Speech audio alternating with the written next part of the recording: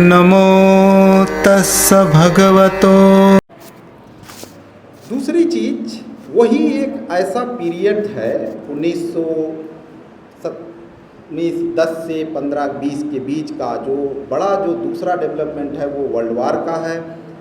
और world war में एक कंट्रीब्यूशन मीन्स, जब आप पढ़ेंगे कि what are the causes of world war, क्या क्या कारण थे वर्ल्ड वार के, तो उसमें एक कारण ये भी बताया जाता है कि नेशनलिज्म का आइडिया ऑफ नेशन और नेशनलिज्म का इमरजेंस ने दुनिया भर में वार का कारण बना, जिसकी वजह से बहुत ढेर सारे एम्पायर, जिसमें Austro Hungarian empire, czar empire, Ottoman empire तो इंडिया तक उसकी लेजिटिमेसी थी। यहाँ के जो रूलर हुआ करते थे मुग़ल पीरियड में, वो अपनी लेजिटिमेसी ऑटोमन एम्पायर से डिराइव करते थे। तो इतने बड़े एम्पायर, उनको डिस्ट्रॉय किया मीन्स नेशनलिज्म के इमरजेंस ने।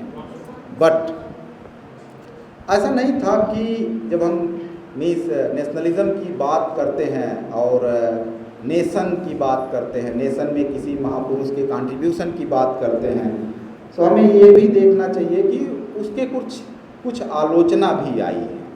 और उस समय इंडिया से ही जब तमाम हमारे स्कॉलर बाबा साहब अम्बेडकर, महात्मा गांधी और पंडित जवाहरलाल नेहरू, सारे लोग राष्ट्रवाद की बात कर रहे थे, सावरकर हिंदू राष्ट्रवाद की बात कर रहे थे, अलग अलग तरीके के राष्ट्रवाद की बात हो रही थी। उस समय हमारे देश में राष्ट्र और राष्ट्र की अवधारणा और राष्ट्रवाद की आलोचना भी हमारे यहाँ से ही बहुत स्ट्रांग हुई।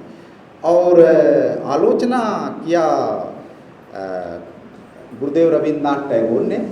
उन्होंने नेशनलिज्म पर 3 एस्से लिखे हैं उसके क्रिटिसिज्म में।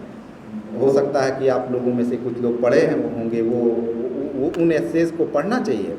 और गुरुदेव रविंद्रनाथ टैगोर वर्ल्ड वार के समय वो जापान गए, यूरोप गए और अमेरिका गए, और वहाँ पर उन्होंने जो कत्ले आम देखा लोगों का, इतनी बड़ी संख्या में मौतें हुई थी, उसने उनको हिला दिया। और उस वजह से उन्होंने कहा कि जो है नेशनलिज्म एज एन आइडिया, राष्ट्र एज ए आइडिया ही बहुत खतरनाक है, और सीवियर आलोचना किया। बाद में आप देखेंगे कि गुरुदेव रविंद्रनाथ टैगोर आज़ादी के आंदोलन में भी बहुत प्रोएक्टिवली पार्टिसिपेट नहीं कर रहे थे। उसका कारण ये नहीं था कि वो अंग्रेज़ों से बहुत प्यार करते थे, ये बिल्कुल नहीं था। उसका कारण ये था कि जो आइडिया हम यूज कर रहे थे, उसके नुकसान को उन्होंने दुनिया भर में घूम के देखा था। और उन्होंने मीन्स कहा कि जो राष्ट्र का आइडिया है वो स्पिरिचुअलिज्म के खिलाफ है। स्पिरिचुअलिज्म पता नहीं क्या हिंदी टर्म होगा, लेकिन तो अध्यात्मवाद, उन्होंने कहा कि अध्यात्मवाद के खिलाफ है। मैं इस पर फोकस इस वजह से दे रहा हूँ क्योंकि लेटर ऑन इसका तार जो है बाबा साहब से जुड़ता है बहुत बाद के समय में। बहुत बाद में जो है बाबा साहब अम्बेडकर इस आइडिया को, जो गुरुदेव ने उस समय क्रिटिसाइज किया था, वो जब नहीं रहे तब उसको बाबा साहब ने इनडायरेक्टली रिस्पॉन्ड भी किया कि भारत का राष्ट्रवाद कैसा होना चाहिए, किस हिसाब से होना चाहिए। दूसरा क्रिटिसिज्म जो है वो आया था मोहम्मद इकबाल, जिन्होंने मौलाना इकबाल, उन्होंने उनका क्रिटिसिज्म रिलीजियस क्रिटिसिज्म था। उन्होंने कहा कि राष्ट्रवाद जो है वो इथनिक आइडेंटिटी को प्रोवोक करता है और रेशियल आइडेंटिटीज़ को प्रोवोक करता है, लैंग्वेज को प्रोवोक करता है।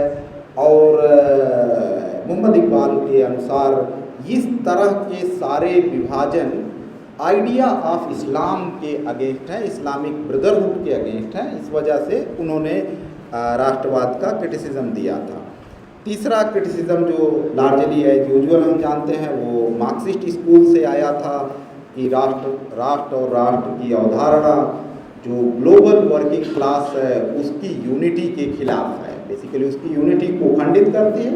और ऐसे में हमारे जो जो जो प्रोलेटरिएट रिवॉल्यूशन जिसको मार्क्स ने कहा था कि एक दिन दुनिया के सारे मजदूर इकट्ठा हो जाएंगे और बगावत कर देंगे कैपिटलिस्ट सिस्टम के खिलाफ, उन्होंने वो उसके अगेंस्ट वो आइडियोलॉजी इसके अगेंस्ट है। इस वजह से आप ग्लोबली देखेंगे कि मार्क्सिस्ट लोग हमेशा नेशनलिज्म को डिफरेंट रीजन से क्रिटिसाइज करते हैं। जब हम बाबा साहब अम्बेडकर को देखते हैं तो इस पूरे परिप्रेक्ष्य में बाबा साहब अम्बेडकर ने राष्ट्र की अवधारणा को देखा। जब वो राष्ट्र को देख रहे थे और राष्ट्र के निर्माण की बात कर रहे थे तो उनके सामने से ही ये सारी आलोचनाएं, बड़े स्कॉलर्स उस पर आलोचना कर रहे थे। सो उन्होंने राष्ट्र निर्माण के लिए या राष्ट्र के आइडिया के लिए जिस विचारक का यूज किया वो अर्नेस्ट रेनन थे।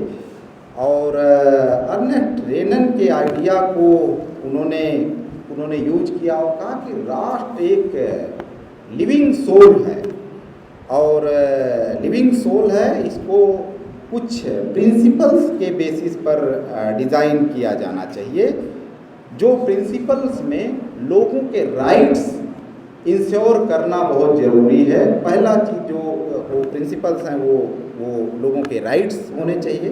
तीसरी चीज़ एक इम्पॉर्टेंट टर्मिनोलॉजी अर्नेस्ट रेनन की बुक से यूज की जाती है कि एवरीडे प्लेबिसाइट, जिसका मतलब ये है कि मोटे तौर पे वो कहते हैं कि कोई भी राष्ट्र बनाने के लिए हमको लोगों को राइट्स देने पड़ेंगे। दीनानाथ यादव जी राइट्स की बात कर रहे थे, सो वो उस आइडिया में जो उनका नेशनलिज्म का आइडिया है वो अर्नेस्ट रेनन से लिया और उन्होंने कहा राइट्स देना चाहिए लोगों को। साथ ही एक बात और भी उन्होंने कहा कि राष्ट्र के निर्माण के लिए लोगों को भूलना सीखना चाहिए कि जो बाद में ऐतिहासिक तौर पे जो इनजस्टिसेस हुई हैं उसका कंपनसेशन हो, साथ में आप लगातार उसी को याद नहीं रखे रहिए, क्योंकि उससे सोसाइटी में डिवीज़न होगा और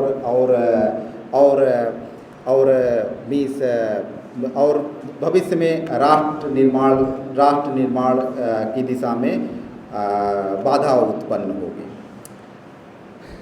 जब बाबा साहब अम्बेडकर राष्ट्र निर्माण जिसको एक लिविंग सोल के तौर पे देखते थे और उन्होंने एक टर्म यूज किया, उन दिनों यूज किया जो कि पॉलिटिकल साइंस और सोशल साइंसेज में 70s के बाद बहुत ज़्यादा यूज हुआ, वो था टर्म बॉडी पॉलिटिक्स, जिसमें कि किसी कंट्री की पॉलिटिक्स को एक ह्यूमन बॉडी के तौर पे देखा जाए और उसमें जो अलग अलग प्रॉब्लम्स हैं, जैसे हमारी बॉडी में कोई प्रॉब्लम्स होती है, अलग अलग प्रॉब्लम्स होती हैं तो उसको डॉक्टर चीर फाड़ करके निकालता है, तो वैसे ही उन्होंने जो राष्ट्र है उसको भी जो है एक बॉडी पॉलिटिक्स के तौर पे देखा और फिर कहा कि एक आइडिया के तौर पे भी आर्गूमेंट दिया और साथ ही साथ जो है उस पर काम भी उसी दिशा में किया। सो अगर हम देखें, मैं मोटे तौर पे जो है कुछ चीज़ें बहुत रिपीट हो जाएंगी। सो अगर हम देखें कि अगर हम बात करें स्फीयर्स, मान लीजिए कि एक बॉडी पॉलिटिक्स के अलग अलग पार्ट, सो हम अगर देखें कि आइडिया पॉलिटिकल, इसमें अगर देखें सो पॉलिटिकल में बाबा साहब अम्बेडकर ने इंश्योर किया कि देयर शैल बी इक्वलिटी एक जो है बहुत इम्पॉर्टेंट कॉन्सेप्ट है।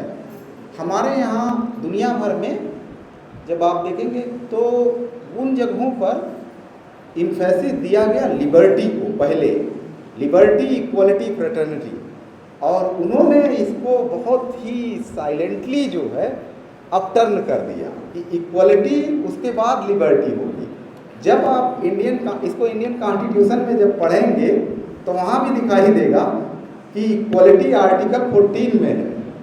आर्टिकल 14 से शुरू होती है, आर्टिकल 14, 15, 16, इन तीनों आर्टिकल्स में इक्वलिटी के डिफरेंट प्रिंसिपल्स हैं। आर्टिकल 14 में यूनिवर्सल इक्वलिटी की बात की गई है कि no person shall be denied of equal protection of law in this country. 15 में कहा गया कि सिटीजन्स के साथ डिस्क्रिमिनेशन नहीं होगा। 16 में कहा गया कि इक्वलिटी ऑफ अपॉर्चुनिटी होगी और कुछ मार्जिनलाइज कम्युनिटीज़ के लिए स्पेशल कंसेशन होंगे। सो इक्वलिटी पहले बात की गई, वहीं राइट टू लाइफ और लिबर्टी की बात बाद में की गई। लिबर्टी 19 में इनकॉर्पोरेट किया गया और राइट टू लाइफ आर्टिकल 21 में इनकॉर्पोरेट किया गया। सो इक्वलिटी का कॉन्सेप्ट जो है वो बाबा साहब अम्बेडकर के आइडिया में बहुत इनग्रेन्ड है। नेशन का जो उनका राष्ट्र निर्माण का जो उनका योगदान है उसमें बहुत इम्पॉर्टेंट मीन्स उस जगह वो बहुत इम्पॉर्टेंट रोल प्ले करते हैं। और विद इन इक्वलिटी की भी अगर हम बात करें कि इक्वलिटी क्या होती है, सामान्यतः लोगों को आप मतलब सुनेंगे, लोग कहेंगे हाँ इक्वलिटी का मतलब क्या हो गया, आदमी औरत हो जाए, औरत आदमी हो जाए, या 40 साल का आदमी और 15 साल का व्यक्ति जो है कैसे इक्वल हो सकता है। इस तरह की बहुत ढेर सारी बातें हम लोगों के जो है हमारे देश में तो बहुत ज़्यादा चलती हैं, बाकी जगहों पर भी चलती हैं। लेकिन याद रखें कि जब इक्वलिटी की बात होती है तो इक्वलिटी की मीनिंग क्या है, हमेशा उसके डीप कॉन्सेप्ट में जाना बहुत ज़रूरी है कि उसकी मीनिंग क्या है। सो जब हम बात करते हैं तो there is in debate on equality, जो हम पॉलिटिकल फिलॉसफी और लीगल फिलॉसफी में हम लोग पढ़ते हैं। सो इक्वलिटी और डिफरेंस एक कॉन्सेप्ट है। डिफरेंस मीन्स मैं 30 साल का हूँ, आप जो है 40 साल के होंगे, तो ये डिफरेंस है, ये इनइक्वलिटी नहीं है। महिलाएं पुरुषों से अलग हैं, ये डिफरेंस है, ये इनइक्वलिटी नहीं है। सो डिफरेंस को हमारे यहाँ लोग इनइक्वलिटी के तौर पे बताते हैं, ये दुनिया भर में बताया जाता रहा है। और डिफरेंस को पॉलिसीज़ में, पब्लिक पॉलिसीज़ में इनकॉर्पोरेट करने की बात की गई है कि जब बिल्डिंग बने तो वहाँ पर रैंप जरूर बनना चाहिए ताकि डिफरेंटली एबल्ड लोग उनको सीढ़ी पर ना चढ़ना पड़े, टॉयलेट बने तो सेपरेट बने, ये सारे आइडियाज़ हैं। और इक्वलिटी का एक कॉन्सेप्ट में जो बाबा साहब अम्बेडकर बहुत ज़्यादा एम्फेसिस किए वो डिग्निटी के आइडिया को किए। मीन्स उन्होंने एक जगह कहा है कि ours is battle not for power और wealth, ours is battle for reclamation of human personality and dignity, for insuring dignity. जब हम बात करते हैं कि डिग्निटी, वो डिग्निटी वर्ड यूज करके और वहीं छोड़ देते हैं। तो जब हम डिग्निटी को देखते हैं कि डिग्निटी क्या है, तो आपको जाना पड़ेगा previous like European philosopher Immanuel Kant, जिन्होंने कहा कि जो है every human being, actually dignity को डिफाइन करते हुए कहा कि every human being is born with some unique intrinsic value.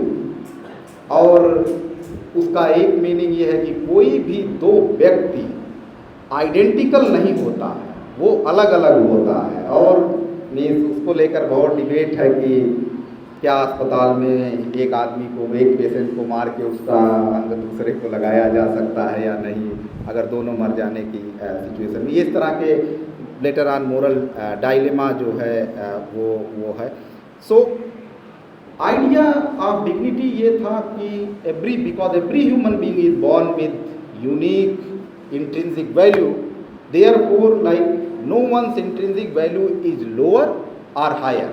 so कोई 50 साल का हो उसकी intrinsic value एक है, यूनिक है, और जो 10 साल का व्यक्ति हो उसकी intrinsic value अलग है। कोई ब्लैक हो उसकी intrinsic value भी अपने आप में ही एंड है। every human being is end in itself, that's why every human being is equal। और ये आइडिया जो है ये बहुत इम्पॉर्टेंट तरीके से बाबा साहब अम्बेडकर ने अलग अलग जगहों पर, अलग अलग पॉलिसीज़ में, जब आप पॉलिसीज़ को बहुत माइन्यूटली जो है देखेंगे, सो वो पॉलिसीज़ में आपको आइडियाज़ हमें दिखाई देते हैं। जैसे मैं मीन्स उस पर बात कर रहा था कि आर्टिकल 24 इंडियन कॉन्स्टिट्यूशन में जो बताता है equal pay for equal work, ये कॉन्सेप्ट कैसे आया? ये कॉन्सेप्ट जब वर्ल्ड वार के बाद, जब फर्स्ट वर्ल्ड वार ख़त्म हो गया, आदमी दोबारा से वापस आ गए अमेरिका में, वो दोबारा से काम पे लौट के आना शुरू हुए, तो फिर से महिलाओं को कहा गया कि नहीं आप जाइए, अब घर का काम करिए। सो उसको लेकर टसल हुआ कि महिलाओं का नहीं, हम नहीं जाएंगे, अब पब्लिक में यही काम कर रहे हैं तो यही करेंगे। Now it resulted into another kind of discrimination कि सेम पोस्ट पे महिला पोस्टेड है तो उसको कम सैलरी देना शुरू कर दिए, और आदमी पोस्टेड है तो उसको ज़्यादा सैलरी देना शुरू कर दी। यहाँ से कॉन्सेप्ट निकल गया। Then they struggle for another concept equal pay for equal work, जिसको दूसरे टर्म में कहा जाता है payment to the position not to the person. So इस विश्वविद्यालय में चाहे कोई संस्कृत का असिस्टेंट प्रोफेसर रहे, चाहे हिंदी का असिस्टेंट प्रोफेसर रहे, चाहे फिजिक्स का असिस्टेंट प्रोफेसर रहे, सबकी सैलरी बराबर होगी, क्योंकि पेमेंट जो दी जानी है वो पोजीशन को दी जानी है, पेमेंट जो है पर्सन को नहीं दी जानी है, कौन कहाँ से पढ़ के आया है, कितना पेपर पब्लिश किया है, क्या किया है। और ये आइडियाज़ देखिए, ये लोग उन चीज़ों को देख रहे थे उस समय। आज आप जब पढ़ेंगे आर्टिकल 24 इंडियन कॉन्स्टिट्यूशन का, मतलब हमें लगेगा हाँ इसका कोई मतलब नहीं है अब, बट वो आइडियाज़ उन्होंने उस समय ये सारे कॉन्सेप्ट को बहुत ही माइन्यूटली इंडियन कॉन्स्टिट्यूशन में डाला। नेक्स्ट इशू जो मैंने बताया कि बाबा साहब अम्बेडकर ने पॉलिटिकल इक्वालिटी में एक कॉन्सेप्ट पर और भी जोर दिया कि उन्होंने कहा कि सोसाइटी में बैलेंस जो है पावर को रीडिस्ट्रीब्यूट किया जाना चाहिए, और रीडिस्ट्रीब्यूशन ऑफ पावर मीन्स कुछ कम्युनिटीज़ ज़्यादा पावरफुल हैं, कुछ कम्युनिटीज़ कम पावरफुल है। वो कहते थे कि उन्होंने माइनॉरिटीज़ को डिफ़ाइन करते हुए कहा कि minority should not be defined in terms of number, a community majority or minority should not be defined in terms of number, but it should be defined in terms of amount of power it holds. So number can be less, but community can be very powerful, therefore that community should be treated basically as a majority. So वो उनके conception में idea जो है वो power important चीज़ था, और power के balance के लिए इस सोसाइटी से दूसरे सोसाइटी में जाए पावर, या सोसाइटी में पावर का बैलेंस हो, उसके लिए उन्होंने कॉन्सेप्शन किया कि रिप्रेजेंटेशन जो इंश्योर किया जाए मैकेनिज़्म, उसमें उन्होंने इनिशियली जो है बाबा साहब अम्बेडकर का ओरिजिनल आइडिया ये था कि कॉन्स्टिट्यूएंसीज़ को मल्टी मेंबर कॉन्स्टिट्यूएंसीज कर दिया जाना चाहिए कि अगर ये कॉन्स्टिट्यूएंसी है तो यहाँ से 3 मेंबर इलेक्ट हों, जो है हिंदू मुस्लिम, जो schedule caste, schedule tribe, women, everyone can be incorporated. But हालांकि उसको लेकर जो है ये भी आपको वहाँ दिखाई देगा साउथ ब्रो कमेटी रिपोर्ट में, और मेरा गेस है कि आने वाले दिनों में हमें उसी प्रोसेस पर दोबारा से जाना पड़ेगा, क्योंकि जब वीमेन रिजर्वेशन की बात हो रही है उस समय मना कर दिया था वीमेन मेंबर ने, but that issue once again came back. So उस दिशा में जो बाबा साहब अम्बेडकर ने 1917 में जो प्रपोजल दिया था, जिसको एक्सेप्ट नहीं किया गया था या पार्शियली एक्सेप्टेड था, 1967 में एक्चुअली उसको उस आइडिया को मल्टी मेंबर कॉन्स्टिट्यूएंसीज को ख़त्म किया गया था। बट आने वाले दिनों में मेरा जो इन्फॉर्म्ड गेस है वो है कि वे दोबारा से इसकी तरफ बढ़ना पड़ेगा, या बढ़ सकती हैं सरकारें, और ये बहुत इम्पॉर्टेंट मैकेनिज़्म था पावर को बैलेंस करने का।